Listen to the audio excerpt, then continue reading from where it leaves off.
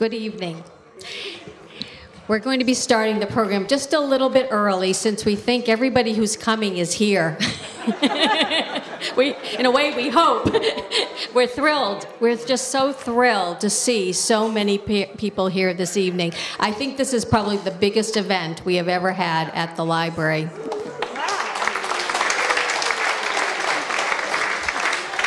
Thank you.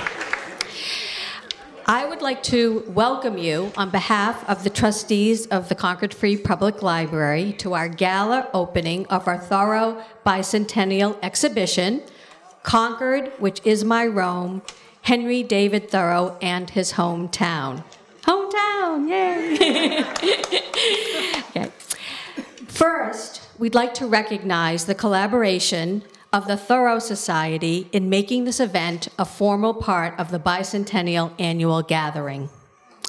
We are so pleased to see so many Thoreau Society members with us this evening.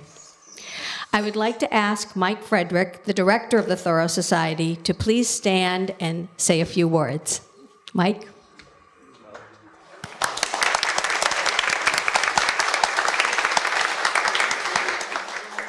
Welcome, everyone. I'm glad you could join us. And I'm glad you could join us for our annual gathering. And this is a terrific event. And I'd like to thank Barry Andrews for working with Leslie Wilson initially to help make this event possible. And we're just all really, really excited to have this new biography, the first comprehensive one since 1986. And it's a really, really well done. Great. Thank you.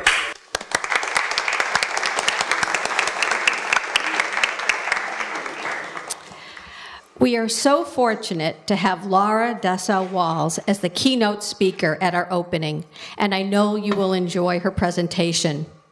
I would also like to acknowledge and bring your attention to the other speakers in the lecture series.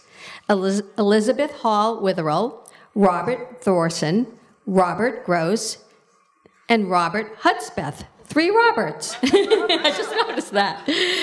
Please pick up a program card with all the details about dates and times. In addition, there will be 4 gallery talks by our curator, Leslie Perrin Wilson, on August 16th at 10 o'clock in the morning, September 9th at 10 o'clock, September 28th at 7 p.m., and October 2nd at 3 o'clock. We would like to give a special thank you to our catalog sponsors, Judith and Matthew Fichtenbaum, Cambridge Trust Company, and Middlesex Savings Bank. Also to our flautists, Judith Sherry Browdy and Tricia Craig.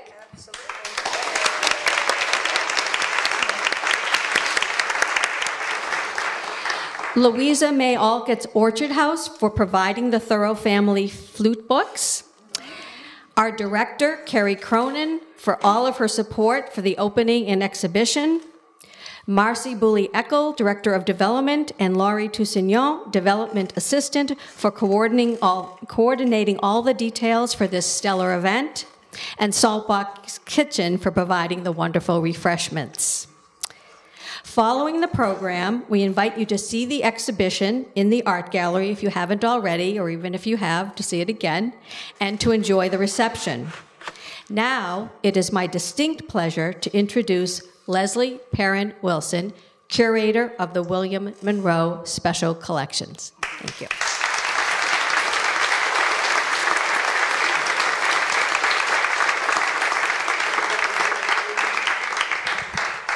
Thank you, Sherry. This is an awesome crowd. This is amazing. I don't think I've ever seen a bigger one in the library. Welcome, everybody, to the library's celebration of Henry Thoreau's 200th birthday and to the formal opening of Concord, which is my Rome, our Thoreau Bicentennial exhibition. We're all of us fortunate, I think you're all aware, to be here in Concord at this particular commemorative moment. Concord was Thoreau's hometown and the primary source of the various kinds of data that factored into his thought. Because of his connection with this place, residents here Interestingly, even those who were not that sympathetic to him long ago formed a kind of fan club, claiming a degree of ownership over him. But Thoreau's reach these days is national and international, and the areas of interest that his work illuminates have grown in number and importance over time. He touches diverse and far-flung readers and audiences, often inspiring a deeply emotional as well as an intellectual response. For these reasons, this seems a truly significant literary anniversary, one that feeds our yearning for serious content and meaning. I can think of no one better to help us explore the impact of Thoreau's relationship with Concord on his thought and work than Laura Dassow Walls, whose new biography, Henry David Thoreau, A Life, is hot off the press, the University of Chicago Press. This book places Thoreau firmly in Concord and fully acknowledges the town's role in shaping who he was. I might add that it's also a book that takes into account a good deal of original documentation right here in the Concord Free Public Library. Before I introduce our speaker, in the interest of streamlining the flow of tonight's program, I ask those of you who will have questions of Laura or comments for her during the talk to hold them, and afterwards to come up and address them to her directly, one-on-one, rather than trying to hold everybody in their seats for another half an hour or 40 minutes after the talk. We want people to be able to enjoy the food and drink, and to visit the exhibit, and to carry on conversations. Laura Dassow Walls is the William P. and Hazel B. White Professor of English at the University of Notre Dame, where she is affiliated with the graduate program in History and Philosophy of Science. She works in the field of literature and science with concentration on Henry David Thoreau, Ralph Waldo Emerson, and American Transcendentalism more generally.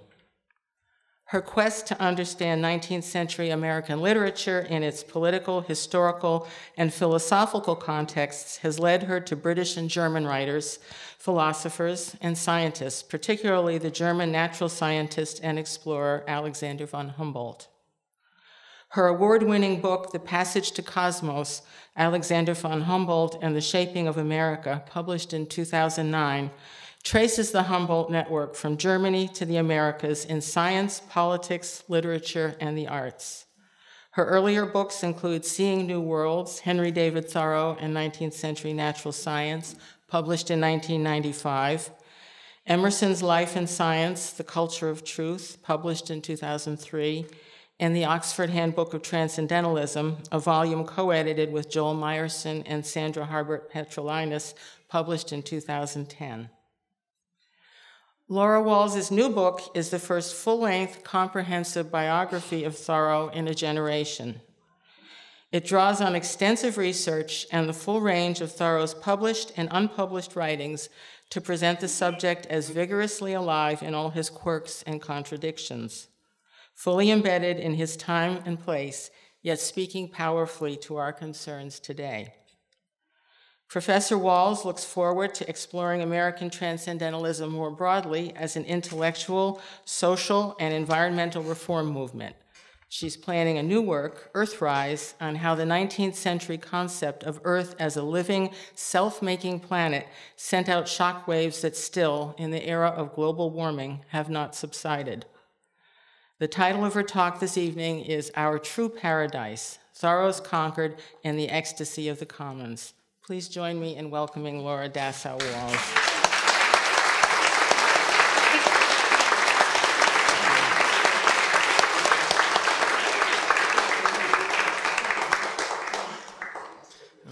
Thank you all, and excuse me, Waldo. So, and a hat tip to Henry in the back there. I love looking out and seeing him. So I want to start by thanking Leslie Perrin-Wilson and Connie Manoli. I can't imagine doing this book without their help, because every time I came, which was often, they were always patient, and they always had new treasures to show me. And indeed, I found a few more up there that they hadn't shown me. So I'm thinking second edition has its birth right up there in the new exhibit. I also want to thank the Concord Free Public Library Corporation for sponsoring this event, but even more, And here's where I better put on my glasses. This amazing library's long support for archival research, which is an incredible investment on their part. My biography, as well as so many other works of scholarship, simply could not have been possible without that dedication to keeping that archives, a deep and living archives from generation to generation. And of course, I have to thank the Thoreau Society for literally decades of the best scholarly and intellectual companionship possible in this world. My book, my biography, in a very deep way comes from all of you, so many of you in the audience tonight, and all the many years of encouraging our mutual passion for all things Thoreau, which I know this marks, I hope, a watershed moment for all of us and for the world in thinking and reconsidering Thoreau for our time, which gives me hope because that companionship and that mutual encouragement will keep going into the future. Here's to all the good summer evenings on what is normally a very warm porch of the Colonial Inn and elsewhere in the future. So it's good to see you all here tonight. Well, here we are, but still, much of the world is thinking, why Thoreau?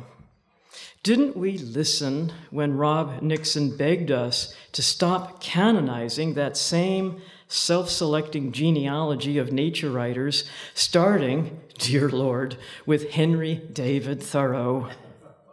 Didn't the environmental historian Richard White tell us that if we want to understand what we've done and how we have acted in nature, we should spend less time, not more, thinking about Thoreau? Good God, aren't we up to date with the New Yorker, whose Catherine Schultz told us it's time to ditch that stinking piece of pond scum, that sanctimonious hypocrite, that amoral monster of misanthropy and misogyny, Henry David Thoreau? Happy 200th birthday, Henry. That was so 48 hours ago. It's time to move on.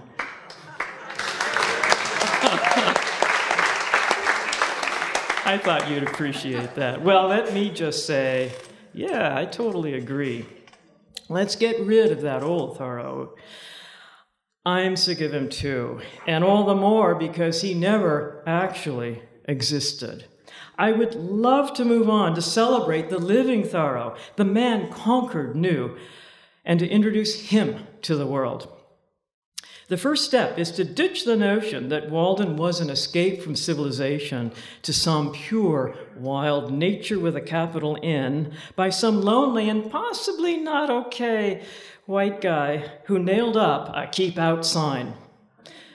One visit to Concord with one good look around should dispel this notion forever. And yet, for most of the nation, this cultural meme is so strong that all facts to the contrary say that Walden back then was a rural slum on the edge of town and a favorite fishing hole, that Henry's house stood a stone's throw from both the highway and the railroad, that, as he tells us, he often walked into town where he helped his family with chores and joined them for Sunday dinners, that his house was a philosopher's Cracker Barrel back porch, plus an educational field station for the local kids and an occasional rest stop for fugitive slaves, that he went there to think and to write, and did both, drafting during his 2-year sabbatical there 2 books and 3 major essays, some of them world class.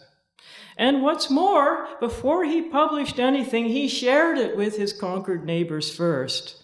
All of these facts are just dismissed as one big betrayal of his solitary authenticity. How can a duly tortured romantic recluse alone in the wilderness be running home every Sunday for family dinner?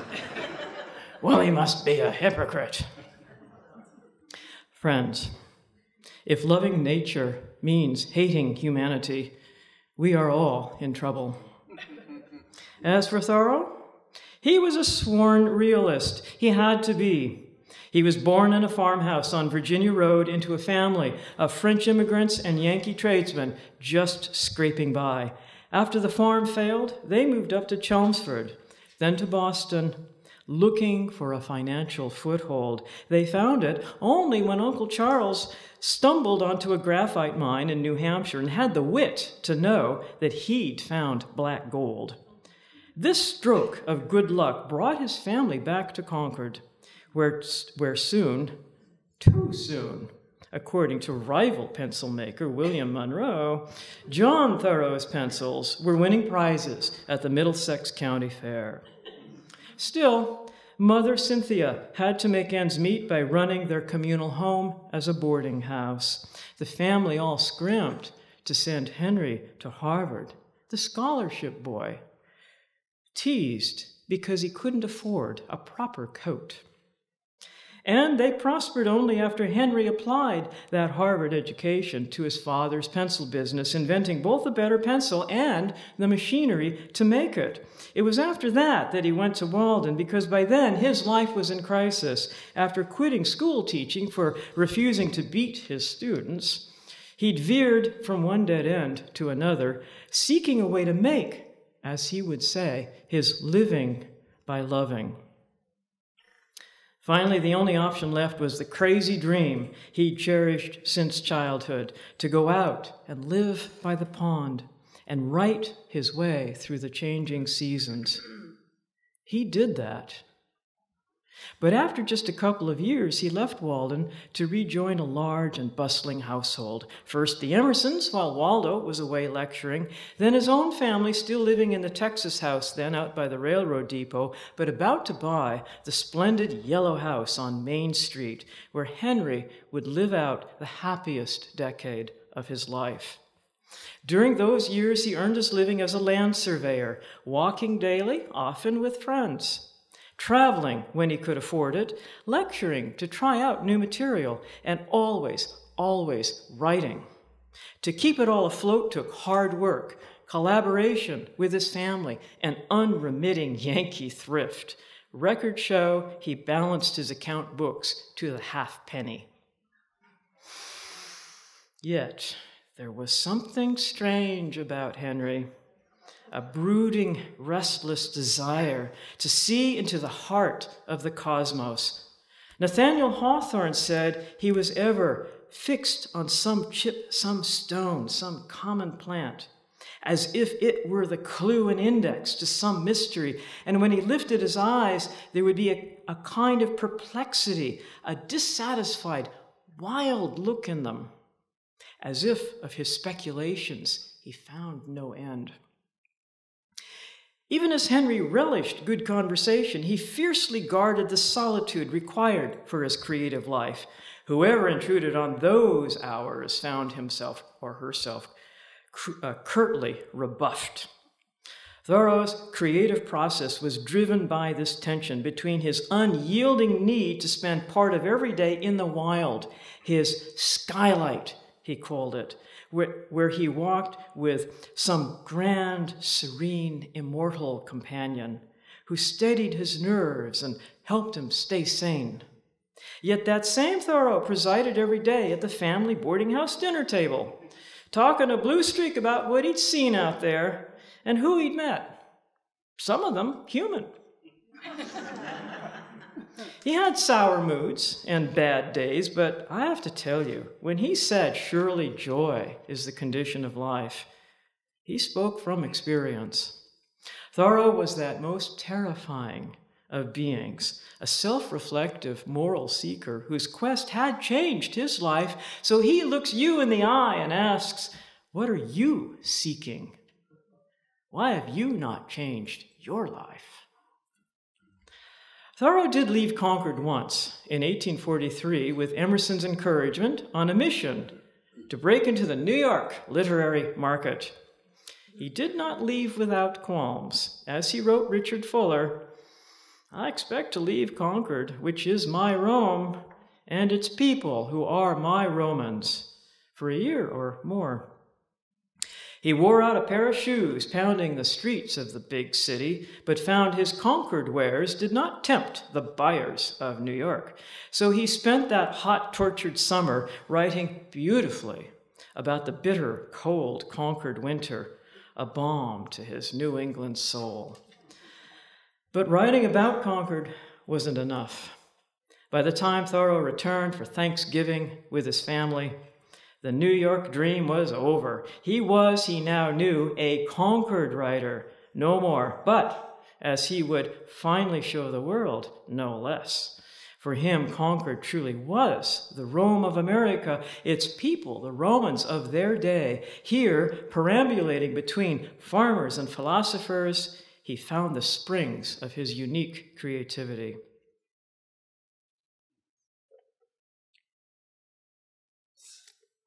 Thirsty work, this.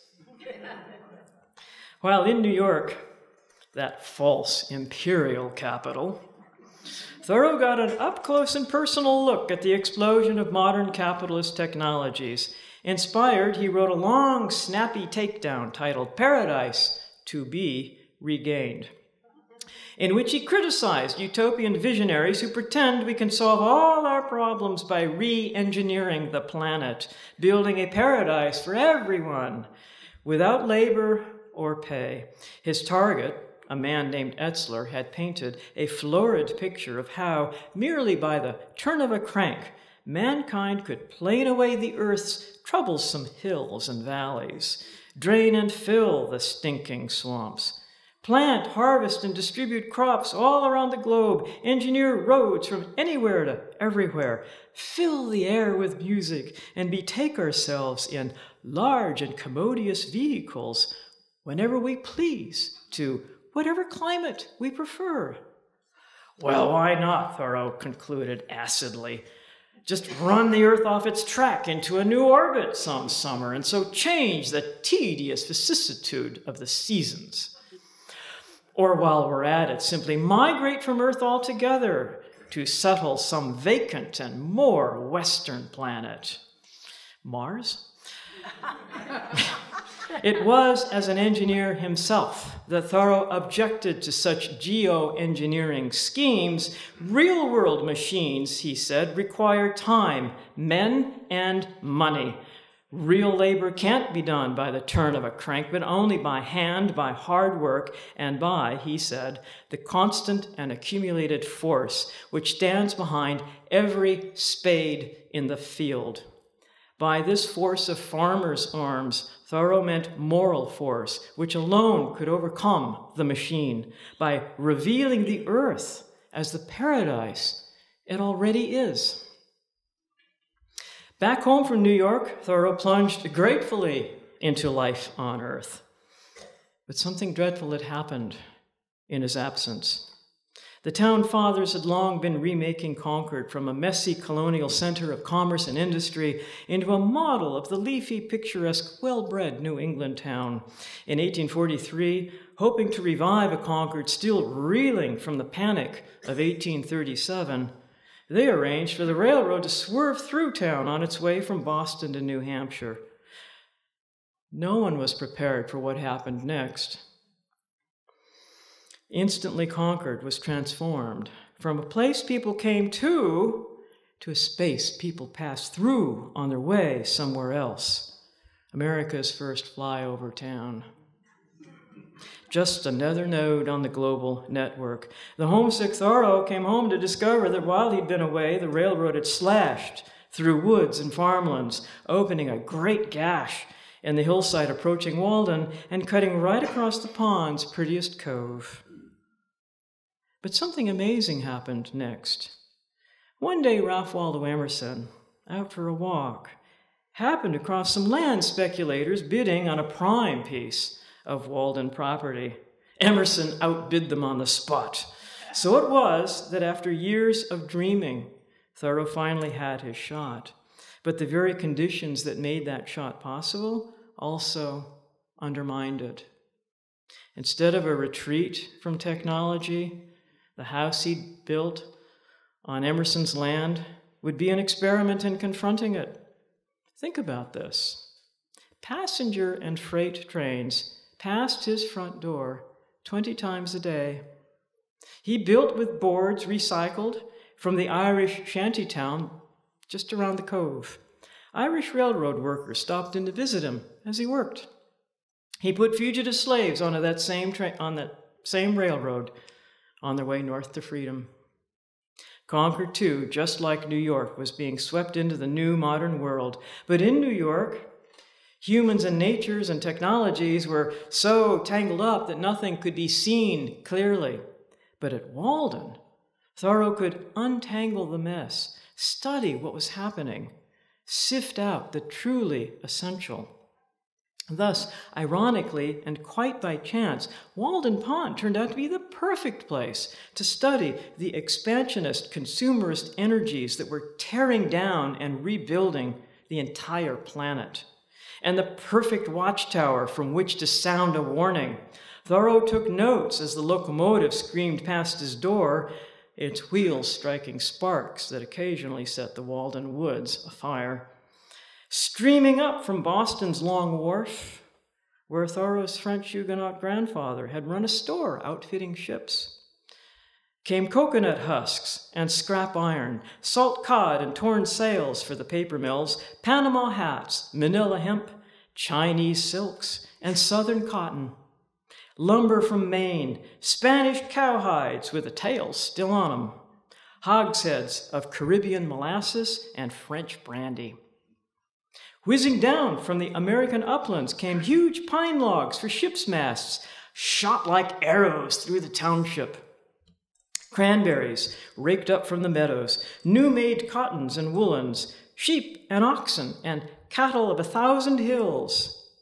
The air is filled with the bleating of calves and sheep, he wrote, and the hustling of oxen, as if a pastoral valley were going by.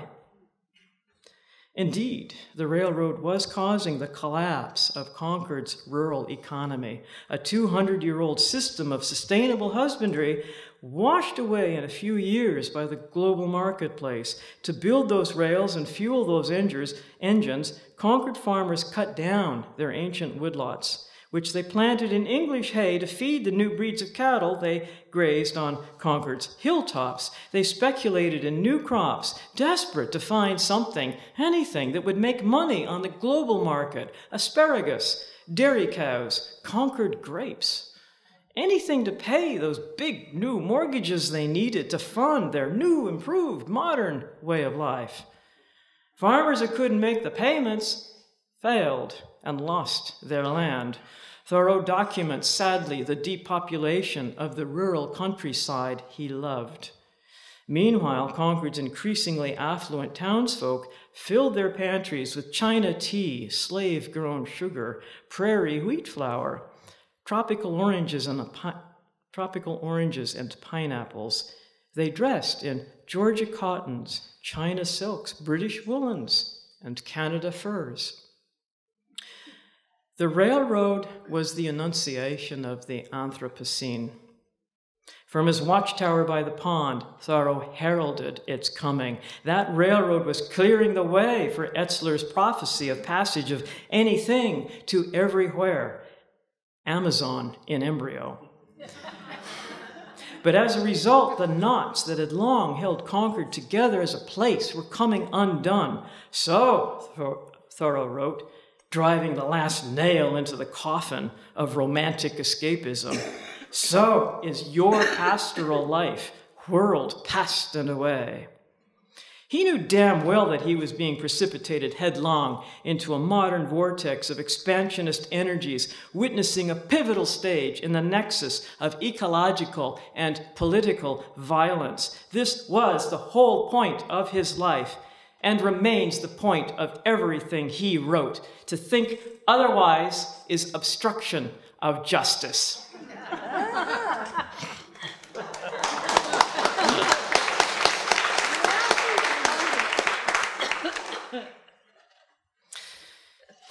Yeah. So there. In 1852, Concord's farmers, many of them Thoreau's closest friends, organized the Concord Farmers Club to meet weekly and discuss how to survive in this new regime, how to survive and how to resist. When Thoreau talked with them about resistance, you better believe they listened. Have you been to Concord? I think you all have. It survives as a place even today, despite Route 2 and Hanscom Air Force Base, a tourist economy and rampant property speculation, because when Thoreau spoke, these men and women listened, and vice versa. Many of Thoreau's pages, if you laid them right into the Concord Farmers Club records, they'd fit right in. You wouldn't even know the difference. By the time Thoreau lay dying, even as the Civil War was ramping up, they were putting his proposals into practice, putting under the town's protection whatever they could salvage of Concord's shared natural and political and cultural commons before it was too late. So what did Thoreau tell them? What is he telling us? In 1848, he told Concord why he'd been jailed back in 46 rather than pay his poll tax.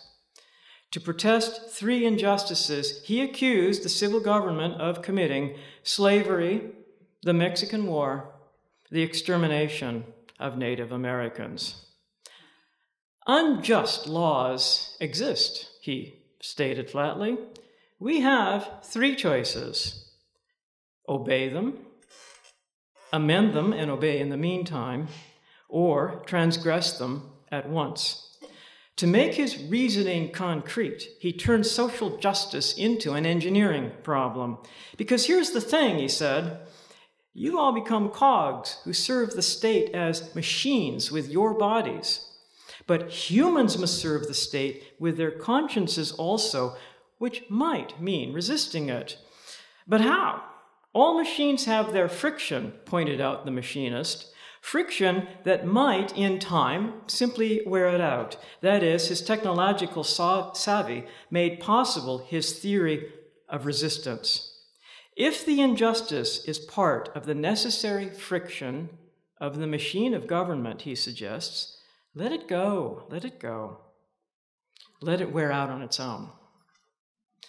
If the machine has a spring, pulley, rope, or a crank exclusively for injustice, then one might consider whether the remedy will not be worse than the evil.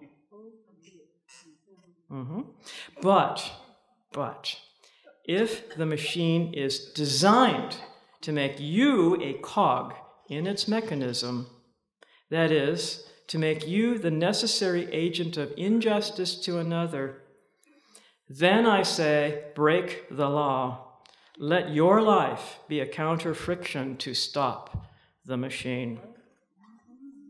It's because he builds and repairs machines himself that Thoreau knows how machines fail, knows how to make them fail, by returning those human cogs to consciousness, dissolving the mystified, monolithic machine back into the multitude of human-machine couplings required to keep it in working order. In the civil machinery of democracy, that involves, by definition, all the constant and daily decisions, the choices, the deliberations made by each one of us, we whose actions make it go. Thoreau's engineering mind does not quail before the machine, but analyzes it into its component parts and wheels and screws. He's pretty certain that he who knows how to build an engine knows how to unbuild one too, and how to build a new kind of engine. For friction doesn't only make things stop, it makes things go. Friction is where the rubber meets the road, or where the foot meets the footpath.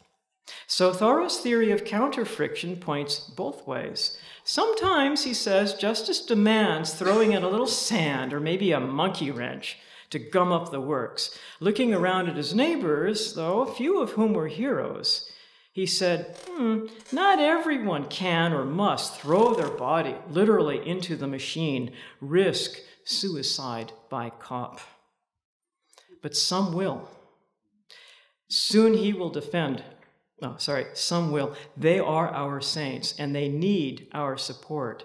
He cites Socrates, Christ, Copernicus, and Luther. Soon he will defend John Brown as one of those saints, even as all the nation's media were crying him down as a madman and a terrorist. And not long ago, I happened to be here in Concord when the First Parish Church was hosting the climate activist and theologian Tim de Christopher, another of Thoreau's saints. But there are other paths than martyrdom, which takes us back to the railroad. As Thoreau warned, we do not ride on the railroad, it rides upon us.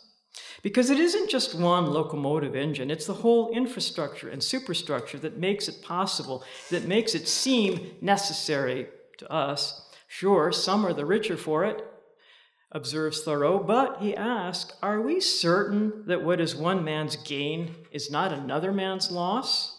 And that the stable boy has equal cause with his master to be satisfied? Any ethical deliberation must count not just the technologies themselves, but those who build and use them and are used by them. So Thoreau includes the Irish railroad workers over whose bodies the tracks were being laid, the southern slaves and northern factory workers whose lives were consumed by to manufacture clothing at the highest profit, even the fishes whose small lives were destroyed by the dams erected to power those cotton mills. Who hears the fishes when they cry, he asks. Who knows what may avail a crowbar against that Billerica dam? But it's not so easy, is it? Thoreau was amazed at how the railroad was changing time itself. Literally, since keeping railroad time meant standardizing all the local clocks hitherto set to time measured by the sun to railroad time synchronized with England's Greenwich mean, according to electronic signals sent pulsing from Cambridge through the telegraph wires that teams of workers were stringing up along the tracks. Thoreau naturally went along to watch. He noticed how the railroad electrified the very atmosphere around it. And good thing, too, because we need to tune into every signal we can get to warn us off the track. Quoting him, there is no stopping to read the Riot Act, no firing over the heads of the mob in this case. We have constructed a fate, an atropos that never turns aside. Let that be the name of your engine.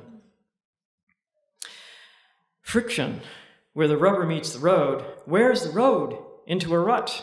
Where's the globe itself? Into a single smoothed over Etzler space, crisscrossed with tracks that we pretend will take us from anywhere to everywhere, friction-free.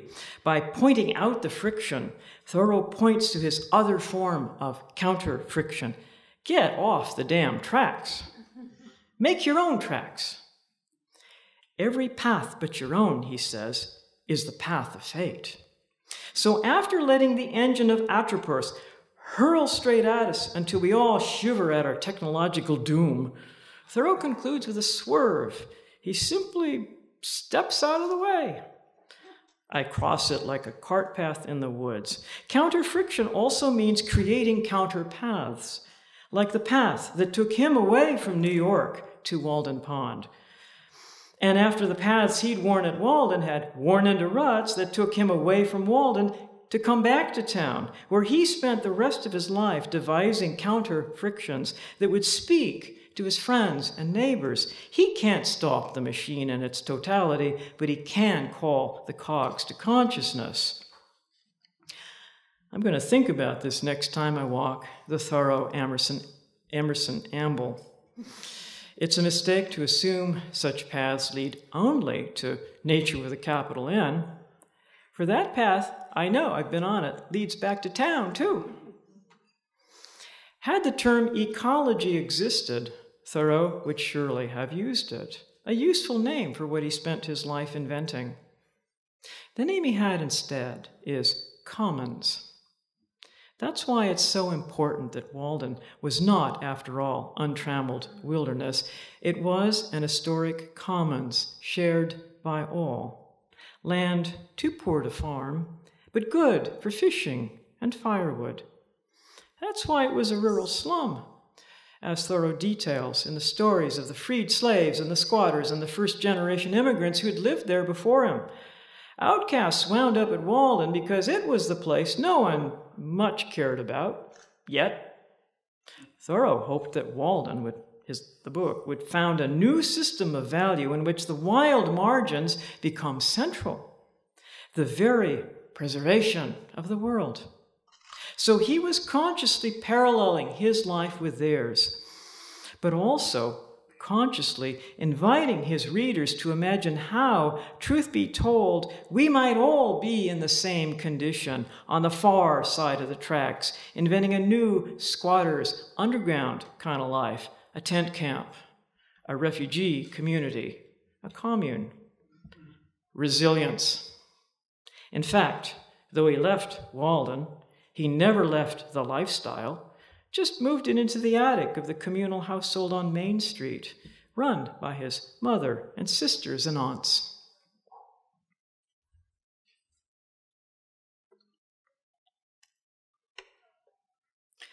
Thoreau said the point of Walden was to wake his neighbors up. What he wanted to wake us up to was the accelerating loss of the commons, shared spaces that by including everyone bring us together around a place we all work to create. As Brian Donahue has documented, Concord was founded as a 16th century English common village.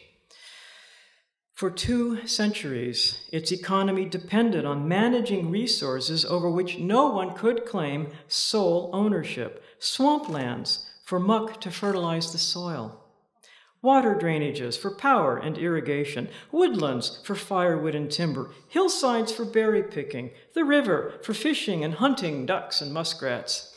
The linchpin of the entire system, natural and human, was the great meadow where farmers harvested the wild native hay that fed the cattle, whose manure fed the fields.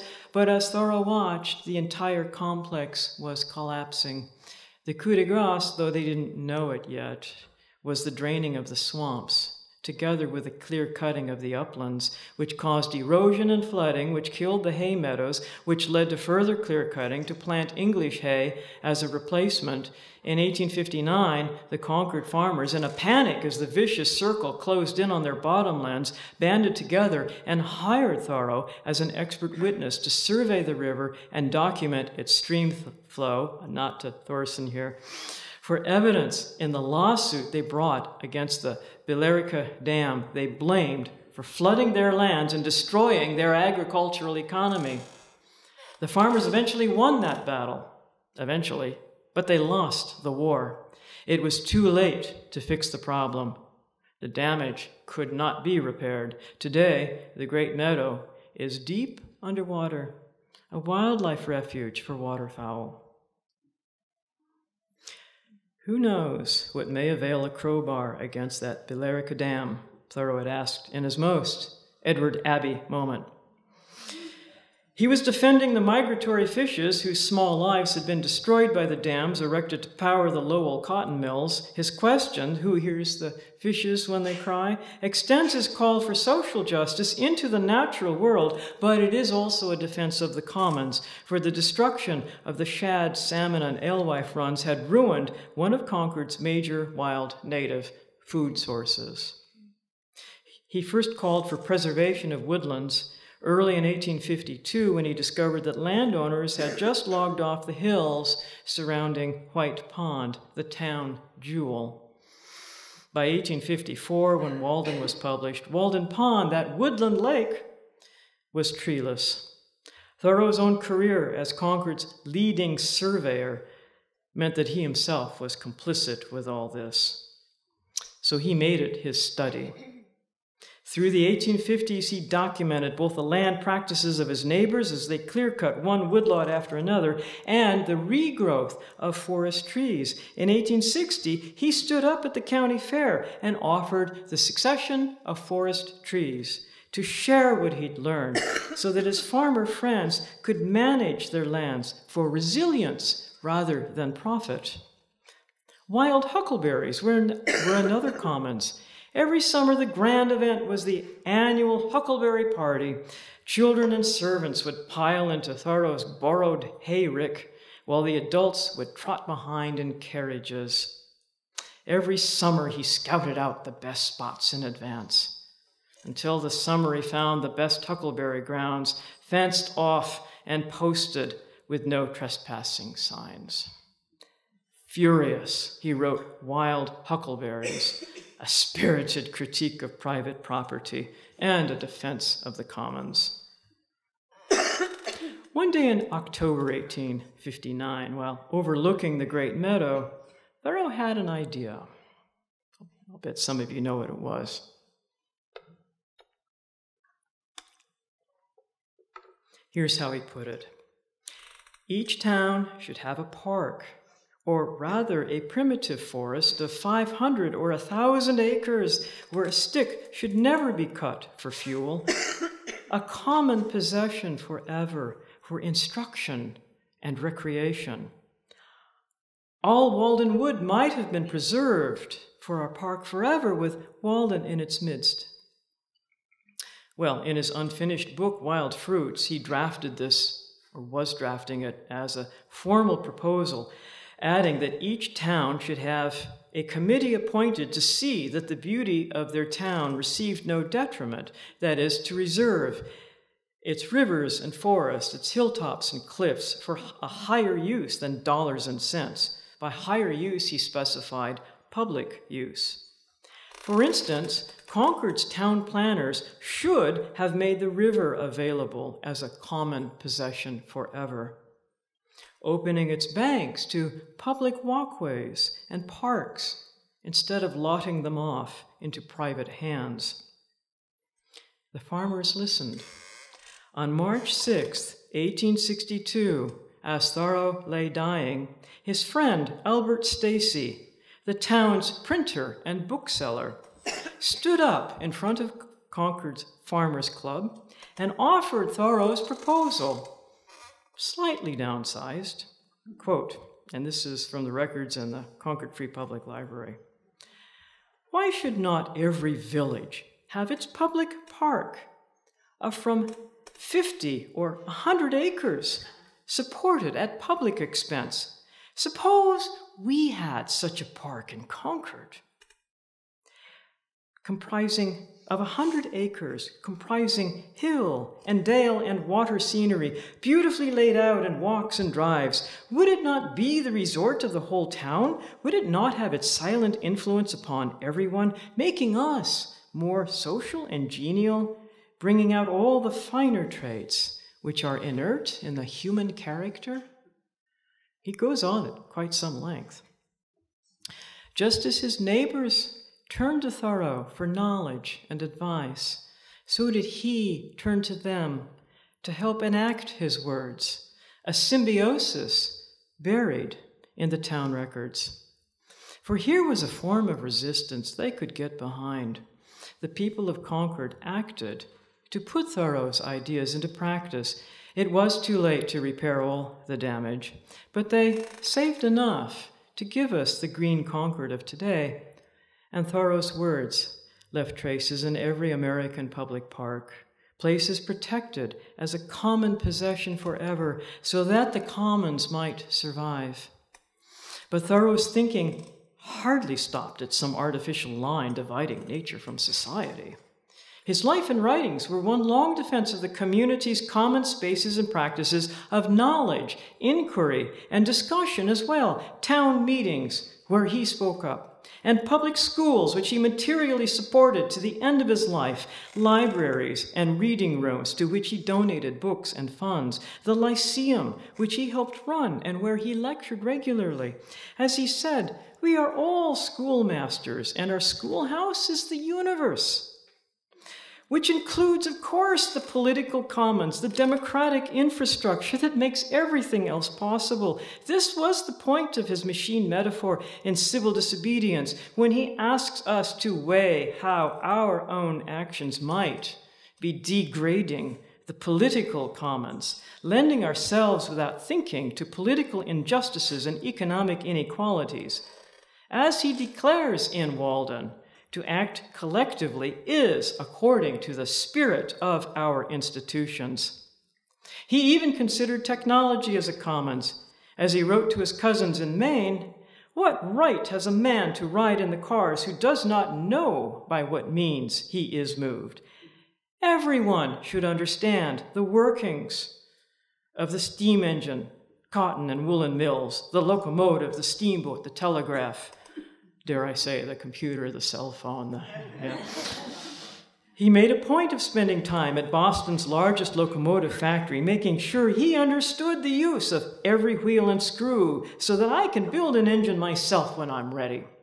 When the owner of a cotton mill invited him to lecture in Clinton, Massachusetts, he asked for a tour of the mill's 578 looms and countless spindles, and his pages of notes traced the process from raw cotton to finished cloth. Thoreau was awed by the precision of the factory workers, nearly all of them women, who knew and counted every thread.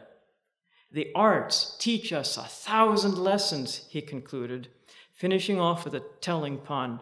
"Not a yard of cloth can be woven without the most thorough fidelity in the weaver." Well, there's much more to say, but it's time I defer to the clock until Leslie Wilson's enticing decoction of Walden water awaiting us.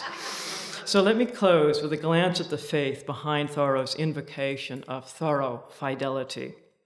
As Leslie reminds us, while Thoreau loved Concord best, he was glad to discover on his travels the materials out of which 1,000,000 Concords can be made. The wild Maine woods taught Thoreau what those materials are. He wrote, "Perhaps our own woods and fields are the perfection of parks and groves, gardens, arbors, paths, vistas, and landscapes. They are the natural consequence of what art and refinement we as a people have.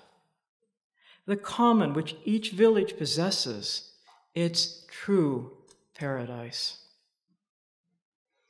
Or, he adds sadly, such were our groves 20 years ago.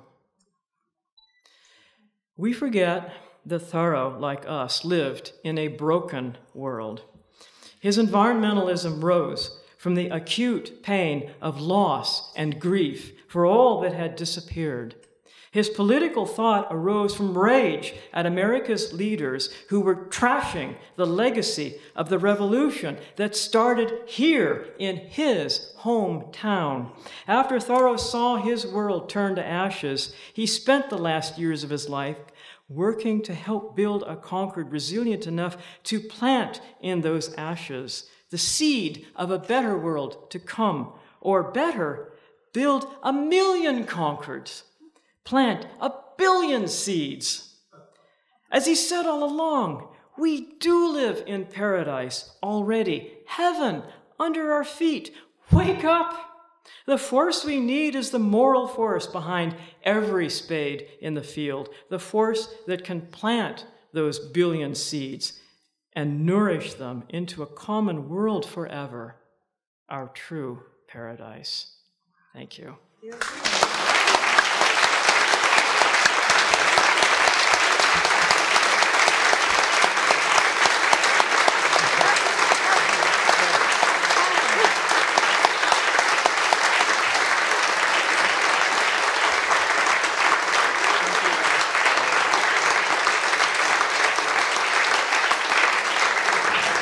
Thank you, Laura.